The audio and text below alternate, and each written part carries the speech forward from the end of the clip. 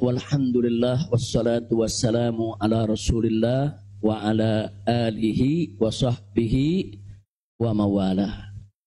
Ahiba'il kiram, usikum jami'a wa nafsi bi taqwallah wa bi ta'ati rasulillahi sallallahu alaihi wasallam. Fa nas'alallahu subhanahu wa ta'ala an yahdiyana ila siratihil mustaqim wa yaj'alana minal muttaqin wa yudkhilana jannatahu jannatan na'im. Amin ya rabbal alamin. Segala puji kita panjatkan bagi Allah Jalla Jalaluh. Saya bersyukur sekali kepada Allah, sangat berbahagia pada hari ini akhirnya saya sekeluarga bisa kembali pulang ke rumah. Alhamdulillahirabbil alamin. Dan saya juga mengucapkan terima kasih secara khusus kepada pengurus Dewan Pimpinan Luar Negeri Front Pembela Islam Saudi Arabia. Beberapa pengurusnya ikut dengan saya pada hari ini. Mereka ikut mengawal dari Mekah, Jeddah sampai ke tempat ini. Di antara yang ikut ada Ustadz Abdul Hakim selaku sekretaris dari FPI Saudi. Kemudian ada juga Ustadz Son Haji, Ustadz Jazuli, Ustadz Ihsan. Kemudian juga ada Habib Abdullah Maulad Dawilah. Tambah lagi Habib Abu Bakar Mukebel. Jumlah semua kami berangkat dari sana ada 18 orang. Alhamdulillah semua dimudahkan. Kita doakan mereka-mereka yang telah dengan setia menemani kita, membantu kita sehingga semua urusan menjadi lancar. Jazakumullahu khairal jaza. Nah, baiklah ya ikhwan. Yang pertama ingin saya sampaikan di sini, saya sekeluarga selama tinggal di kota suci Makkah tidak ada kesulitan apapun. Jadi kita tidak ada kesulitan, kita tidak ada kesusahan. Walaupun ada pihak lain yang mencoba untuk membuat saya sulit, membuat saya susah, tapi alhamdulillah tidak pernah berhasil. Wa yamkuruna wa yamkurullah wallahu khairul makirin. Jadi kalau saya malu sekali kalau saya harus katakan, oh di Mekah ini susah, kita diasingkan, kita dijauhkan. Enggak. Di Mekah nikmat, baladan aminan mubarakat. Kita mendapatkan kenikmatan di Mekah luar biasa. Di sini saya banyak kawan, sampai di Mekah saya dapat kawan juga tidak kalah banyaknya. Di sini kita punya jamaah, sampai di Mekah juga kita punya jamaah. Di sini kita punya pengajian, sampai di Mekah juga kita buka pengajian. Di sini kita punya gerakan dakwah, ternyata di Mekah juga kita buka gerakan dakwah. Jadi artinya nggak ada yang kurang. Bahkan sekali lagi kita katakan di Mekah ini tentu punya kelebihan yang luar biasa untuk ibadah 100.000 kali lipat ganjarannya. Sebetulnya kalau ingat 100.000 kali lipat kayaknya nggak mau pulang ya. Habib 100.000 kali lipat begitu sampai Tamburan satu lagi nilainya. Nah, di Petamburan nilainya 1, kalau di Mekah nilainya 100.000. Laulal wajibat dakwiyah, kalau tidak ada kewajiban dakwah di negeri ini saya tidak akan tinggalkan Mekah. Kita cinta Mekah, Mekah luar biasa, satu negeri yang memang penuh keberkahan. Baladan aminan mubarakat. Jadi sekali lagi selama kita di Mekah, alhamdulillah. Kalaupun ada sedikit tantangan-tantangan, sedikit kesulitan-kesulitan, tapi semua itu bisa atasi dengan mudah ya ikhwan. Nah baiklah. Kemudian yang perlu saya sampaikan juga ya ikhwan, di tempat ini kenapa muncul aneka ragam isyaat, yaitu isu-isu, gosip, rumor dan lain sebagainya. Katanya saya mau ditangkap lah, mau dideportasi lah, kemudian juga overstay lah dan seterusnya. Jadi yang ingin saya sampaikan di sini, ya saya memang overstay pada awalnya. Jadi sebulan sebelum visa saya habis, saya waktu itu mendapat pencekalan, tidak boleh pulang. Nah, tapi pencekalan tersebut bukan karena melanggar aturan, bukan. Bukan karena melanggar ketentuan keimigrasian, bukan. Jadi kalau ada mengatakan karena ada pelanggaran, ada pidana, bohong. Saudara, itu hoax, bahkan itu fitnah. Jadi saya dicekal li asbabin amniyah. Itu ditulis dalam surat cekalnya.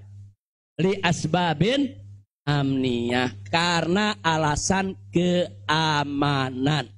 Nah, biasanya kalau alasannya melanggar di situ ditulis mukhalafatun nizam atau at-takhalluf anin nizam. Nah, itu namanya melanggar aturan. Enggak ada. Di dokumen saya tidak ada kalimat at-takhalluf anin nizam atau mukhalafatun qanun. Enggak ada. Yang ada adalah li asbabin amniyah, untuk alasan keamanan. Nah, tentunya saya tidak diam. Saya terus melakukan lobby dengan pemerintah Saudi, dengan otoritas Saudi. Ini asbabun amniyah yang bagaimana maksudnya. Kemudian kenapa saya tidak bisa keluar dan seterusnya. Ini terjadi pembicaraan yang cukup panjang ya ikhwan. Tapi memang mereka sendiri mengaku.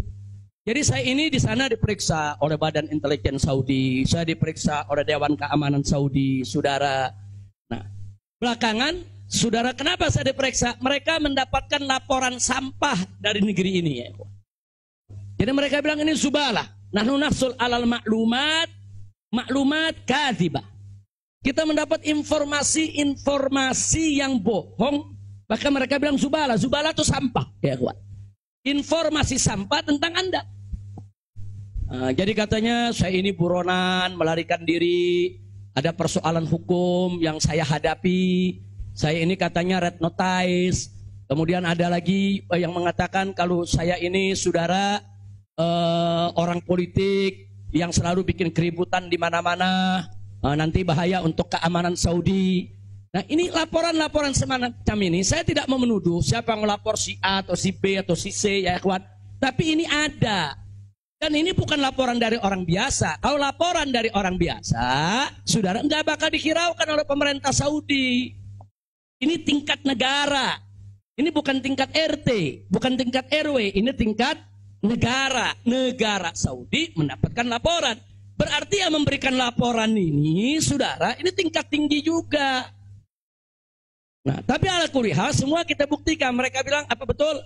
Anda ini punya kasus hukum. Ada 2 kasus hukum. 1 di Jakarta, 1 di Bandung. Saya katakan kepada mereka, saya tidak punya kasus hukum. Mana buktinya? Saya punya SP3. SP3-nya saya terjemahkan ke dalam bahasa Arab. Kayaknya dalam sejarah nggak pernah ada SP3 diterjemahkan ke dalam bahasa Arab. Sebab kalau saya serahkan SP3, ya tentu kan polisi di sana nggak paham, intelijen di sana nggak paham apa isinya, apa maksudnya. Kita terjemahkan dalam bahasa Arab. Kita buat dokumen resmi, terjemah resmi. Jadi saya katakan tuduhan apa yang Anda dapat dari pemerintah Indonesia? Oh, Anda ini melarikan diri dari Jakarta karena ada kasus hukum. Saya tunjukkan, ini SP3. Silakan Anda baca. Begitu mereka baca, mereka kaget. Oh, ini kan hukum sudah selesai. Kenapa kok masih dilaporkan Anda tetap bersalah? Jadi pemerintah Saudi sendiri yang menilai ya. Nah, kemudian yang kedua, waktu kasus Bandung, saya bilang juga udah nggak ada perkara. Punya SP3, saya terjemahin lagi SP3-nya. Saudara. Nah, terakhir mereka bilang katanya Anda ini dikejar-kejar badan intelijen dari negara Anda. Saya bilang enggak, saya enggak punya persoalan dengan badan intelijen. Tapi ini ada laporannya. Anda bisa buktikan kalau Anda tidak punya permasalahan dengan badan intelijen Indonesia. Punya. Loh, apa buktinya? Saya punya dokumen perjanjian antara saya dengan badan intelijen negara Indonesia. Saya terjemahkan lagi dalam bahasa Arab. Resmi di situ, saudara. Dan dokumen ini kan belum saya buka ke masyarakat ya ikhwan. Saya pikir nggak ada perlunya saya buka ya ikhwan, kecuali kalau darurat saya tunjukkan. Mereka kaget loh. Anda punya perjanjian begini bagus dengan negara, Anda tidak punya masalah. Kok dilaporkan macam-macam? Nah, ini yang jadi persoalan ya ikhwan. Ala kulli hal, singkat cerita, kalau saya cerita terlalu panjang, saudara, akhirnya pemerintah Saudi ini, otoritas yang berwenang di bidang ini, mereka justru akhirnya minta maaf. Mereka bilang nahnu natawarrat, nahnu ghaltan. Kami salah, kami sudah melewati batas wewenang yang kami punya. Kami minta maaf karena memang ini kesalahan dari informasi yang kami terima. Nah, jadi supaya Anda tahu, akhirnya mereka tidak mengganggu kita sama sekali. Bahkan terakhir bukan lagi persoalan bayang safar, jangan kita deportasi. Saya ditawarkan. Habib, Anda mau pulang besok ke Indonesia atau Anda mau tinggal di sini selamanya? Silakan. Maka itu pada malam Ahad, Sabtu malam Ahad, sebelum saya pulang, saya ke Riyadh, saya diundang resmi ke Riyadh. Saya diundang resmi ke Riyadh, saya ketemu petinggi di sana ya kawan. Mereka tawarkan, mau tinggal di sini, kita berikan iqamah, kita berikan izin tinggal, mau seumur hidup pun boleh. Silakan Anda memutuskan. Enggak, saya enggak punya persoalan sama pemerintah Saudi, ya kawan. Jadi bohong kalau ada yang bilang saya punya persoalan. Jadi makanya kalau pejabat tuh jangan sembarang bicara. Kalau mau bicara tuh mesti punya data dong. Masa pejabat bicara nggak pakai data? Kalau nggak pakai data, pedagang kopi di warung-warung, ya kan dagang kopi di warung nggak pakai data. Ada kopinya seduh, pakai gula, selesai kasih. Kira-kira jelas gak? Ini kalau pejabat tingkat negara harus punya data ya kawan, nggak sembarangan. Tapi baiklah, kita bagian akhir. Jadi begitu mereka sudah tahu itu semua, semula saya mau dibikinkan bayan safar. Bayan safar itu exit permit, saudara. Nah, bayan safar itu ada dua. Ada izin keluar Saudi, saudara, karena orang melakukan pelanggaran. TKI yang melarikan diri dari majikan, atau umpamanya ada tenaga kerja yang melakukan pelanggaran pidana, mencuri, berkelahi, atau membunuh saudara. Nah, mereka ini kalau diusir dari Saudi itu namanya deportasi dengan bayan safar. Tapi ada juga jenis bayan safar lain. Nah, seperti apa? Seperti orang yang mendapat suaka politik, itu kan perlindungan. Atau seperti orang yang dicekal politik, seperti yang saya alami. Itu bukan pidana. Atau seperti mereka yang kehilangan warga negara. Seperti orang-orang Rohingya yang tinggal di Mekah. Itu mereka nggak punya warga negara, saudara. Tapi kalau suatu ketika mereka mau pulang ke negerinya, diberikan bayan safar kalau mereka mau pulang. Nah, kalau mereka nggak mau pulang, mereka dijamin silakan tinggal di Saudi Arabia. Nah, jadi ini namanya bayan safar. Tapi ternyata terakhir karena mereka menyadari saya tidak bersalah, ini yang menarik ya. Mereka sendiri yang mengatakan, ya Syekh, Anda tidak layak untuk dapat bayan safar. Karena kalau Anda dapat bayan safar, nanti catatan overstay-nya itu nggak hilang. Nah, jadi dalam dokumen keimigrasian kan ada overstay, itu nggak hilang. Nah, walaupun Anda tidak dicegah, tapi catatan itu kan jadi buruk. Anda nggak pantas untuk mendapat catatan buruk karena Anda tidak bersalah. Jadi saya tanya, lalu apa mau diberikan? Jadi dibatalkan itu bayan safar. Lalu apa mau diberikan? Kami perpanjang visa Anda. Jadi selama 2 tahun lebih, 3 tahun setengah itu ya kawan, seolah-olah saya punya visa umurnya 3 tahun setengah. Tidak ada overstay ya kawan.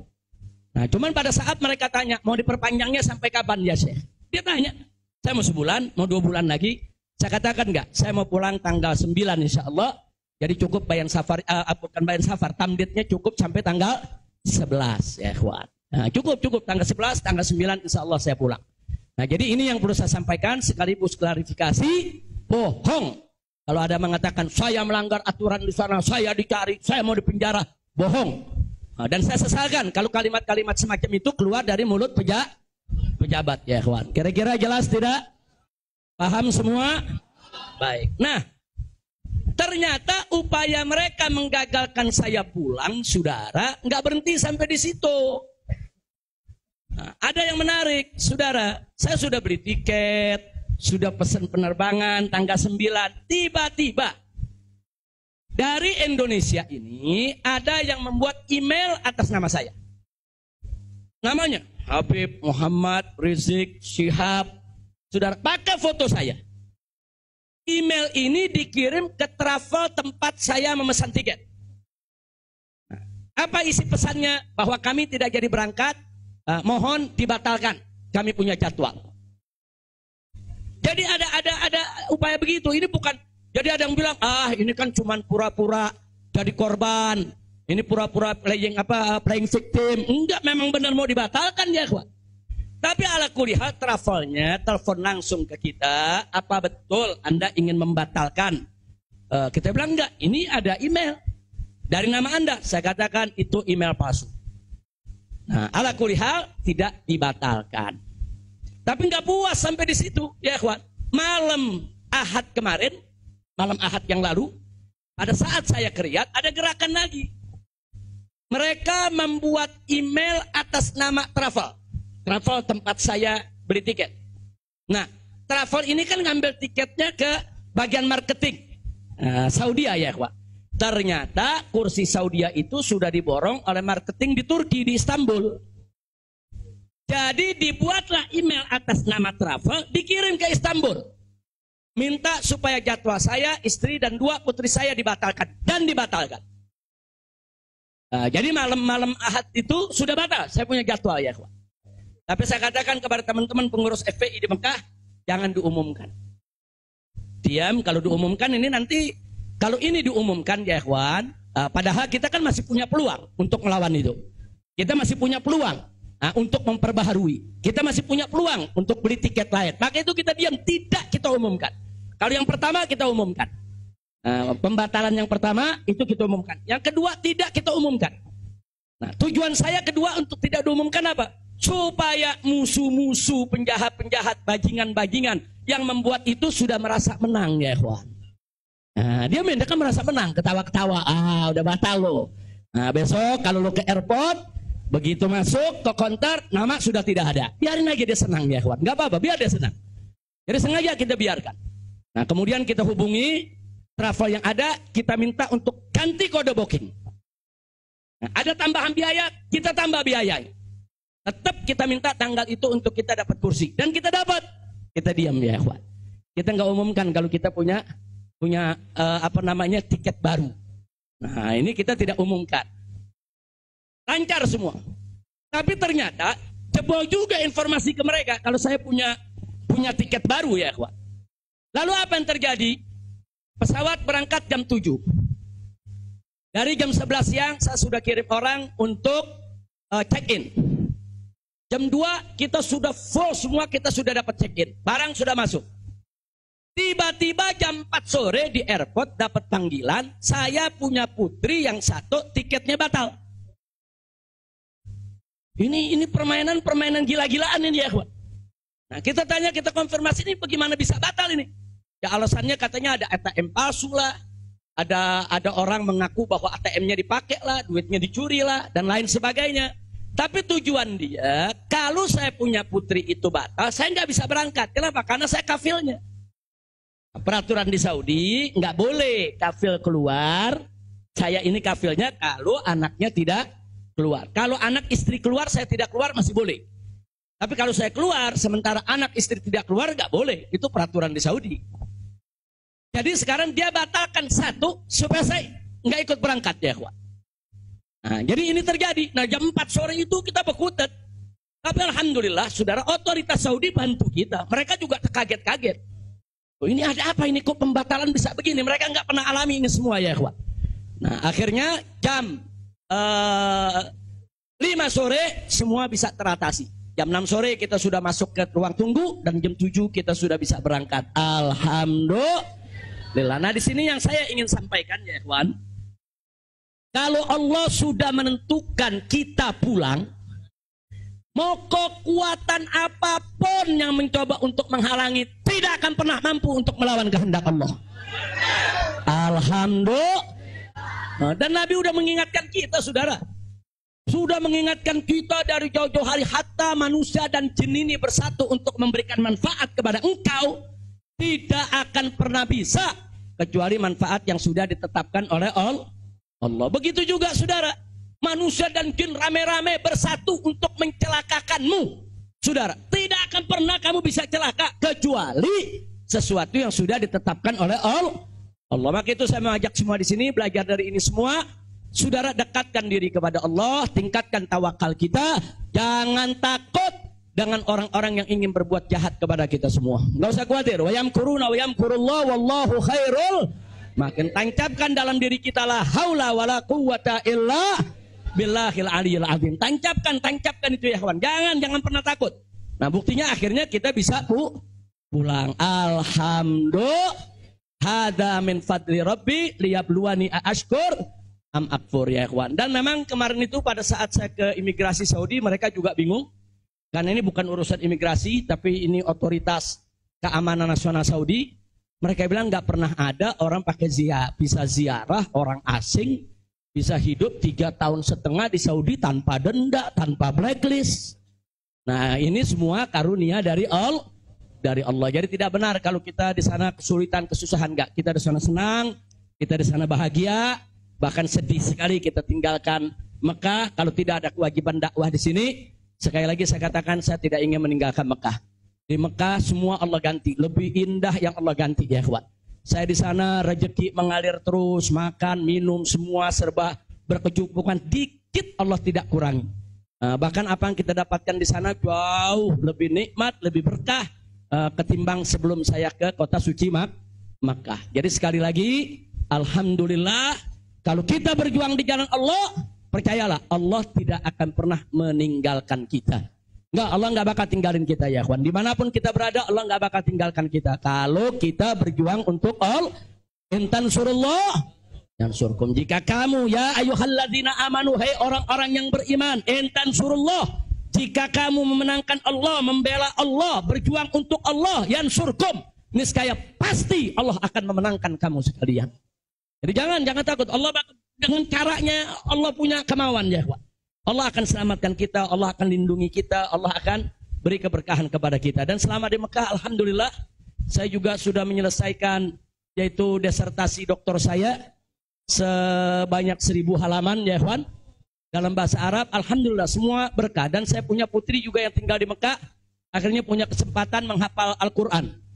Akhirnya mereka sudah lebih dari 10 juz hafal Al-Quran. Ini semua yang di sini kita nggak dapat, di Mekah kita dapat. Alhamdulillah, setiap tahun kita bisa melaksanakan ibadah haji, setiap minggu kita bisa melaksanakan ibadah umroh, kita bisa iktikaf di masjid, bebas. Saya bisa ke Madinah, ke Jeddah, ke Taif, ziarah ke mana-mana tempat. Tidak pernah dilarang oleh otoritas Saudi. Jadi sekali lagi saya tandaskan, kalau ada mengatakan di sana saya nih kriminal, melanggar hukum, berurusan dengan hukum Saudi, bohong. Nah begitu sekali lagi lewat forum ini saya ingin sampaikan terima kasih kepada pemerintah Saudi. Saya sampaikan terima kasih kepada pemerintah Saudi dan apresiasi yang tinggi di mana selama keberadaan saya 3,5 tahun di sana mereka telah memperlakukan saya secara baik. Kemudian mereka telah memberikan segala kemudahan. Jazahumullahu khairal jaza. Ya kita yang baik kita apresiasi, yang tidak baik kita kritisi. Nah, jadi kalau ada mengatakan Habib kok terima kasihnya sama pemerintah Saudi aja, pemerintah Indonesia bagaimana? Ya baik dulu dong. Kalau baik nanti kita terima kasih. Kira-kira betul nggak? Betul nggak? Kalau pemerintah baik wajib nggak terima kasih? Wajib, kita apresiasi. Kok Habib belum terima kasih? Ya belum baik. Tunggu baik dulu. Kalau baik kita terima kasih. Kayak kemarin Pak Mahfud mengumumkan yang mau jemput silakan. Nah baik gak tuh? Kita terima kasih. Terima kasih Pak Mahfud. Umat akhirnya diizinkan untuk menjemput. Alhamdulillah. Tapi pada saat Pak Mahfud bilang Habib Rizik ini deportasi kriminal, itu baik apa enggak? Enggak, terima kasih. Jadi kita objektif aja. Yang baik kita terima kasih, yang enggak baik kita luruskan. Insya Allah. Nah ini yang saya mau sampaikan semua. Jadi tenang-tenang saja. Biarkan nanti beri kesempatan saya supaya istirahat dulu. Ya ikhwan, insya Allah nanti kita dakwah lagi, kita keliling lagi, bikin pengajian lagi. Mudah-mudahan Allah subhanahu wa ta'ala memudahkan segala urusan kita. Jadi di sini saya mau tandaskan sebelum saya akhiri sekali lagi. Kita yang ada di sini, habaib ulama, sekali lagi. Kita bukan musuh pemerintah. Kita bukan musuh negara. Kita bukan musuh tentara. Kita bukan musuh polisi, kita musuh kezaliman, kita musuh kecurangan, kita musuh kemunafikan, kita musuh segala kejahatan. Betul? Betul? Nggak ada kompromi saudara. Melawan kezaliman, kemunafikan, kejahatan, tidak ada kompromi. Kalau ada mengatakan Habib Rizik, bisakah ke depan ini kita melakukan rekonsiliasi? Saya katakan sekali lagi, rekonsiliasi hanya bisa berdiri atas dasar niat dan tekad yang baik ya kawan. Tapi kalau rekonsiliasi berdiri atas dasar kecurangan, kezaliman, kejahatan, saudara, tidak mungkin. Tidak ada rekonsiliasi saudara. Tidak ada rekonsiliasi saudara kalau kezaliman dibiarkan. Kira-kira jelas tidak? Takbir. Nah, jadi selama pemerintah baik, kita akan apresiasi. Kita akan terima kasih. Tapi kalau mereka membuat aturan-aturan yang merugikan rakyat, yang merusak agama, saudara, yang menghancurkan akhlak, wajib untuk kita lawan. Tidak boleh kita diam, ya ikhwan. Takbir, takbir. Siap revolusi akhlak? Sallu ala nabi. Itu yang saya mau sampaikan. Jadi sekali lagi, jadi jangan nanti dipelintir-pelintir. Kita ini musuh negara lah, musuh pemerintah lah, musuh menteri. Enggak ada. Loh, kita enggak bersaing untuk nyari jabatan kok, ya ikhwan. Enggak, kita enggak nyari jabatan, kita bukan orang partai, kita bukan pejabat, kita bukan anggota DPR. Enggak, kita hanya menginginkan negara ini baik. Nah, ayo kita hijrah minad dzulumati ilan nur. Kita hijrah minal maksiyah ilat ta'ah. Kita hijrah minal khabith ilat thayyib. Kita hijrah dong minas sayyiat ilal hasanat. Kita hijrah, ya ikhwan. Nah, yang ada di sini pun juga wajib melakukan revolusi akhlak. Bagaimana revolusi akhlak? Kalau akhlak kita kemarin kurang baik, ayo kita perbaiki ke depan. Kalau akhlak kita kemarin alhamdulillah sudah baik, ayo kita tingkatkan lagi agar akhlak kita lebih baik. Insya Allah. Ini dengar kata revolusi, wah, udah kalang kabut lagi, ya. Revolusi. Revolusi itu perubahan drastis. Revolusi itu maknanya perubahan drastis dan mendasar. Nah, jadi kalau perubahan drastis itu kemarin masih tukang bohong, hari ini langsung drastis, dia nggak mau bohong lagi. Nah, itu namanya revolusi. Tapi kalau kemarin tukang bohong, sekarang yang ngebohongnya dikurangin dikit-dikit, itu bukan revolusi. Nah, kalau ngebohongnya dikurangin dikit-dikit, bukan revolusi. Itu langsung. Kemarin nggak sholat, saudara, mulai hari ini sholat dan seterusnya, itu namanya revolusi. Nah, kemarin suka ngebohong, nah, tahu-tahu sekarang tidak mau ngebohong lagi. Itu revolusi. Kira-kira jelas gak? Jadi revolusi itu perubahan drastis dan mendasar. Jadi jangan pikir revolusi itu pakai senjata, bunuh-bunuhan, potong-potongan. Siapa yang bilang begitu, ya ikhwan? Nah, lalu kenapa dipilih kata revolusi akhlak? Kenapa bukan revolusi moral, revolusi budi pekerti, revolusi mental? Saudara, karena kata akhlak itulah yang dipakai oleh Nabi kita Muhammad Sallallahu Alaihi Wasallam. Nggak ada kata yang lebih baik kita pilih kecuali kata yang digunakan oleh Nabi Muhammad Sallallahu Alaihi Wasallam. Kalau kita mau tahu siapa itu bapak revolusi akhlak di dunia, ya Nabi kita. Nabi kita itu pejuang revolusi akhlak. Nabi kita itu pahlawan revolusi akhlak. Nabi kita itu saudara yang meletakkan dasar-dasar revolusi akhlak. Sebagaimana Nabi sabdakan dalam hadisnya, innama bu'itsu liutammima makarimal akhlak. Nah, jadi karena Nabi yang menggunakan kata akhlak, ya kita lebih suka pakai istilah akhlak. Kenapa nggak pakai mental? Karena kata mental dipakai sama Karl Marx. Nah, Karl Marx yang pakai, gembongnya komunis, makanya saya nggak mau pakai, ya kawan. Kecuali kalau Nabi pakai kata mental, ya saya pakai mental. Kalau Nabi pakai kata budi pekerti, saya pakai budi pekerti. Nabi pakai kata apa? Akhlak. Berarti kita perlu pakai kata apa? Siapa suri tauladan kita? Siapa contoh kita? Sallu ala nabi. Allahumma salli wa sallim alaihi. Kira-kira jelas gak? Paham semua? Alhamdulillah. Saya pikir itu yang bisa saya sampaikan. Terima kasih banyak. Jangan semua diborong di sini. Nah, kan kita masih mau ceramah di mana-mana, insya. Tuh, Bandung udah main pesen aja, Beb, di Bandung, Beb. Nah, insya Allah nanti kita ke Bandung, kita ke Madura, kita ke Lombok, kita ke Aceh, kita ke Pontianak. Kita akan keliling semua untuk terus melanjutkan dakwah. Ustadz Maher, Medan, sallu ala nabi. Alhamdulillah ada Ustadz Maher di belakang. Ustadz Maher mestinya duduk di depan, Ustadz. Tal. Lampung, insya Allah. Palembang, insya Allah. Nah, ini Habib Hamid bilang jangan jauh-jauh dulu, Pondok Rangon, Jakarta. Al-Jiran Ahad katanya. Ya, insya Allah kita lihat, mudah-mudahan saya sehat walafiat. Dan tadi saya minta maaf, ada sempat kecapean kita. Akhirnya saya turun, saya nggak bisa lagi berdiri. Sempat tidur 10 menit itu di bawah, nggak kuat karena dehidrasi. Itu terlalu haus, terlalu capek, ya kawan. Tapi alhamdulillah setelah 10-15 menit kita bisa berdiri lagi. Alhamdulillah. Nah, itu saja yang bisa saya sampaikan. Jazakumullah khairan jaza. Hanif bawain ke sini.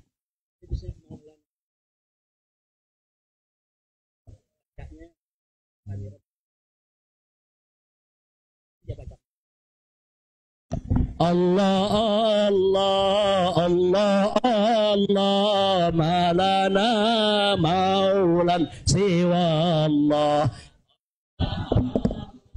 Allah Allah ma lana maulan siwa Allah kullama nadaitu ya Rabb qala ya abdi ana Allah kullama nadaitu ya Rabb qala ya abdi ana Allah Allah Allah Allah Allah ma lana maulan siwa Allah Allah Allah Allah Allah ma lana maulan siwa Allah kullama nadaitu yahu qala ya abdi ana Allah kullama nadaitu yahu qala ya abdi ana فلهذا السر أدعو في يساري وعساري أنا عبد صار فاخري ضمن فقري واضطراري يا إلهي ومليكي أنت تعلم كيف حالي وبما قد حل قلبي من هموم واشتغالي الله الله الله الله ما لنا مولا سوى الله الله الله الله الله ما لنا مولا سوى الله كلما ناديت ياه قال يا عبدي أنا الله كلما ناديت ياه قال يا عبدي أنا الله فتداركني بلطف